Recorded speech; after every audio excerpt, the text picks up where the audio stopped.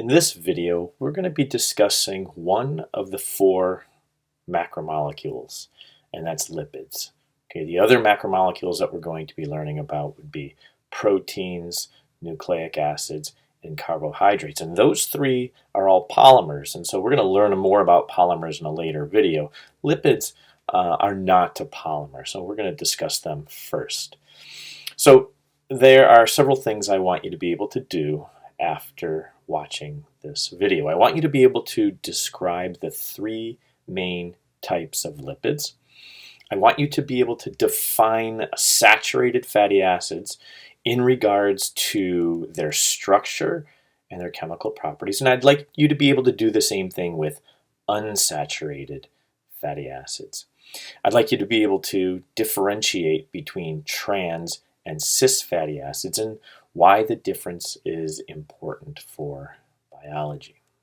Okay, so all lipids are hydrophobic. And what you see when you look at the three main types of lipids that we're going to discuss in this class, that being triglycerides, or sometimes called triacylglycerols, those are your fats. Those are your fats and your oils. And when you look at phospholipids, those are the lipids important for the membrane. And when you look at sterols, those are lipids involved in cholesterol and steroids. What you notice is that they are primarily made up of just carbons and hydrogens.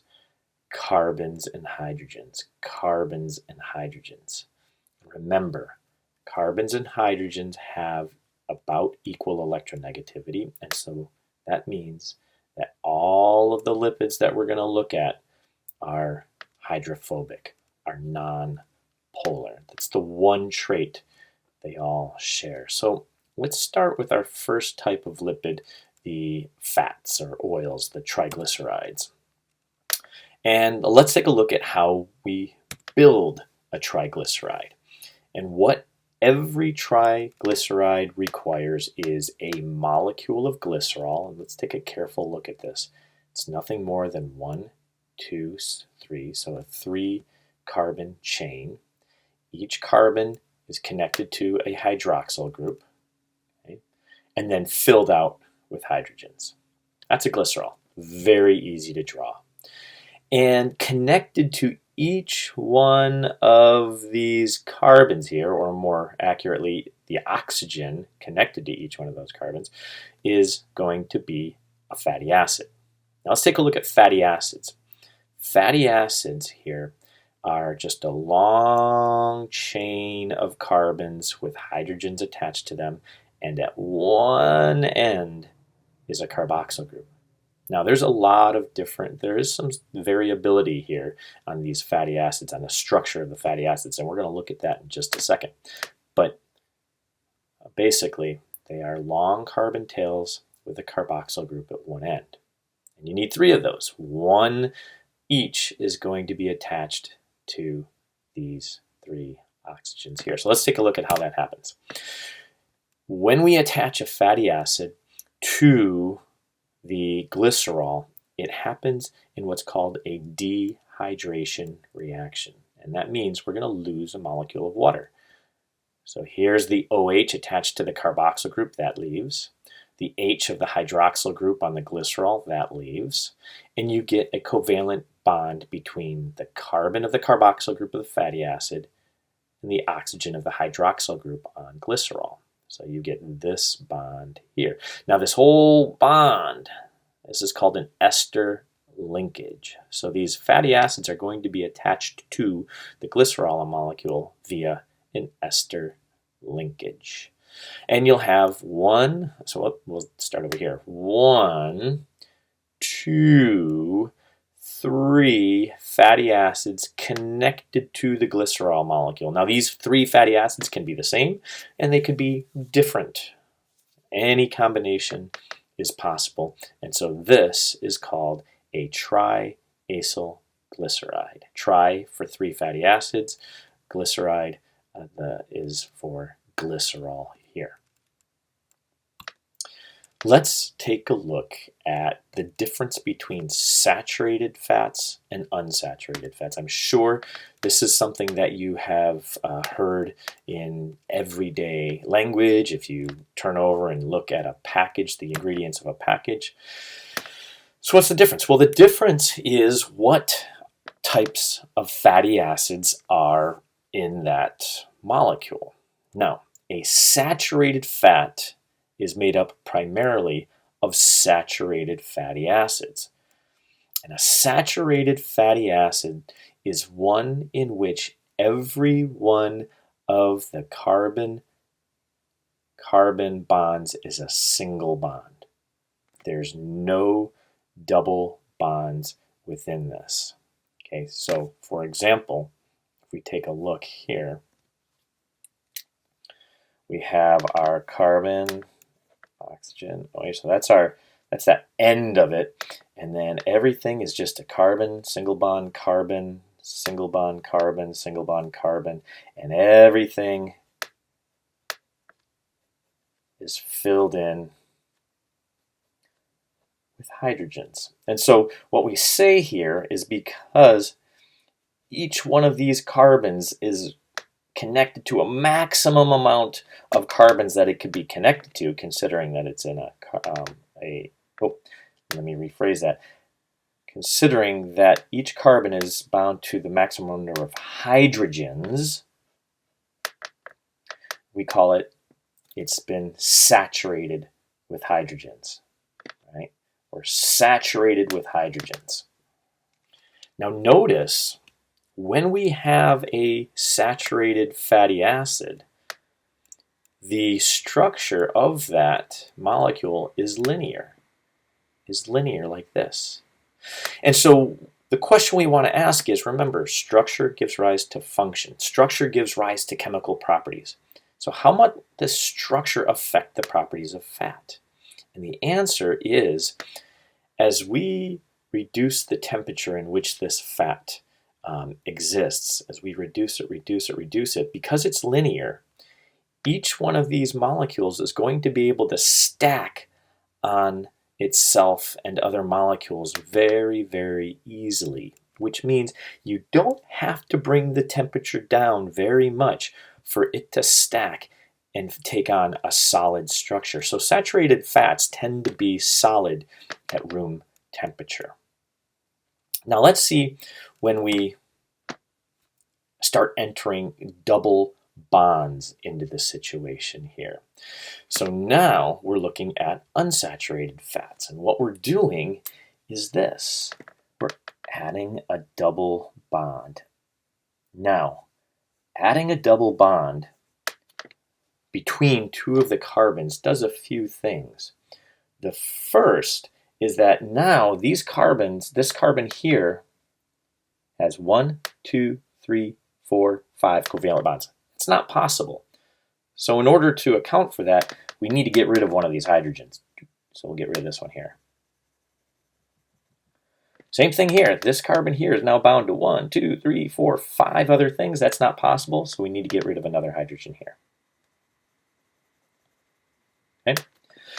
The next thing it does is, and now, so what we have here is this double bond here is called a cis double bond, because these two hydrogens that are left are on the same side as these two carbons. They're on this side here.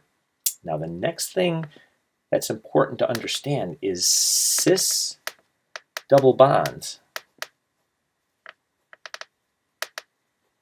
kink the molecule. Let's see what I mean by that. So right here, when we have a double bond, a cis double bond between two carbons of a fatty acid, it kinks it. And what that means is that now the molecule doesn't stack very well on top of other unsaturated fatty acids. So we have to reduce the temperature more and more and more and more and more in order to get them to interact enough to form a solid. So your unsaturated fats, like olive oil here, tend to be liquid.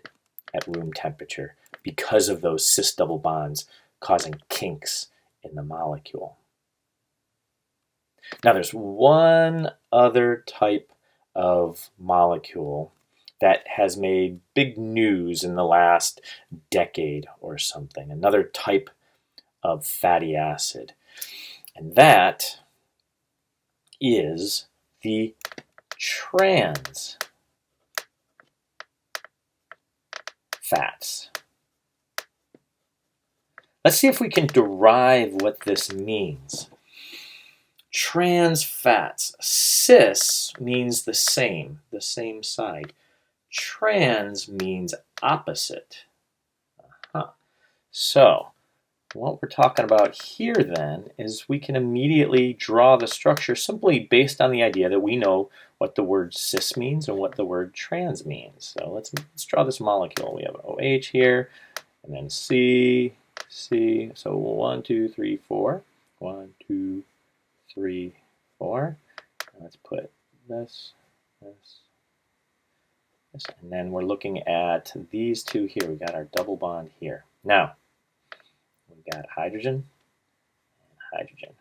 Now here, let's say instead of having a cis double bond, we have a trans double bond. Well, that just means these hydrogens are going to be on the opposite side. So H here and H here. Okay. Trans double bond. The hydrogens are on the opposite side of each other. Now, that is important because what happens is a cis double bond kinks the molecule. Okay, now I didn't show that in the drawing I had, but it does.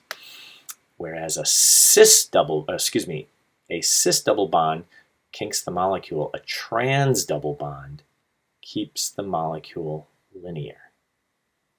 That's going to have an effect on the structure. So even though technically this trans double bond is an unsaturated fatty acid leading to unsaturated fats, is it going to have the same chemical property as unsaturated fats? Right? Because it's not kinked. It's not kinked like this. Instead, it's linear.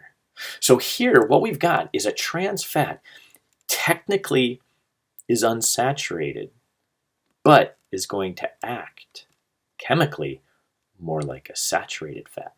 And indeed, that even has effects in health as well. So although trans fatty acids are technically unsaturated because they have a double bond, because that double bond does not kink the molecule because it's a trans double bond, it acts more like a saturated fat, and it's the saturated fats that can cause a cardiovascular disease.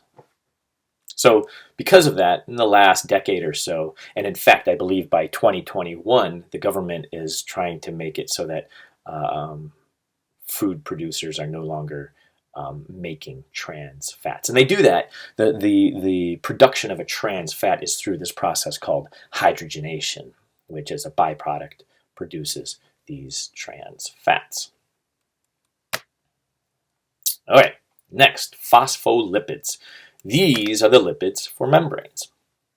And what you're going to see is it's the same really as a triglyceride in that we have this 1, 2, 3 carbon glycerol backbone, right? There's your glycerol.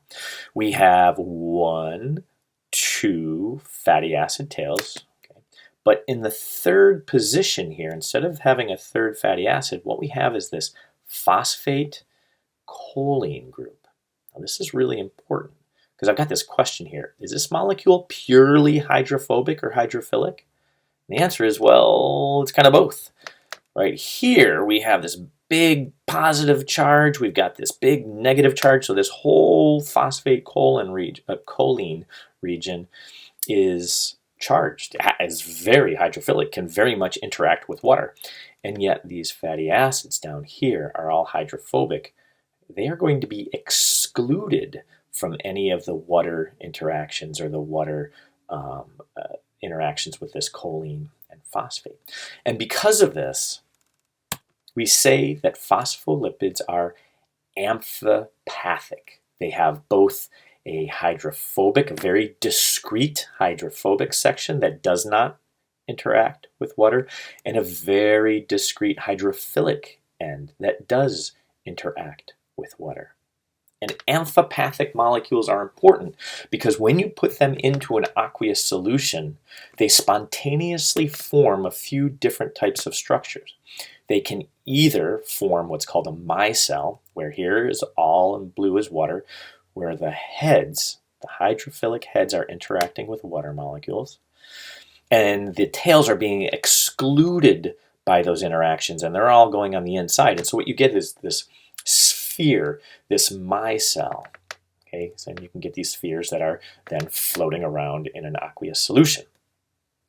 The other type of structure that amphipathic molecules can spontaneously take in aqueous solutions are lipid bilayers. What that is we get one layer here of the hydrophilic heads interacting with water, and another layer, same thing. The heads are interacting with water, but they too come as two sheets, with the tails and the inside being excluded from those interactions with water. And this is the basis of a lipid bilayer membrane for cells. Okay, so we're going to revisit this structure in quite a bit of detail when we talk about cell membranes. And the last type of lipid that we will discuss here are called steroids. And these steroids all are based upon these 1, 2, 3, 4 ring structures connected to one another, all carbons and hydrogens. So each one of these vertices is a carbon connected to either other carbons and or hydrogens.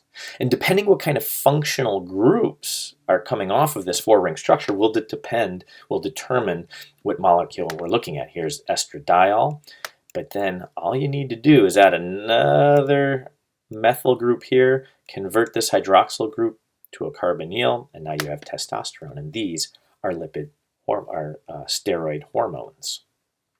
Cholesterol, very important steroid. We've got this big group here that we add to those rings, and cholesterol is a major component within membranes. So make sure you review this. Make sure you are able to describe these 3 main types of lipids: the steroids, the phospholipids, and the triglycerides. Make sure you can define both saturated fatty acids and unsaturated fatty acids in regards to their structure and chemical properties. And don't forget to be able to contrast trans fats from cis fats, and why that is important for biology. So next we will discuss then the rest of the macromolecules, the polymers.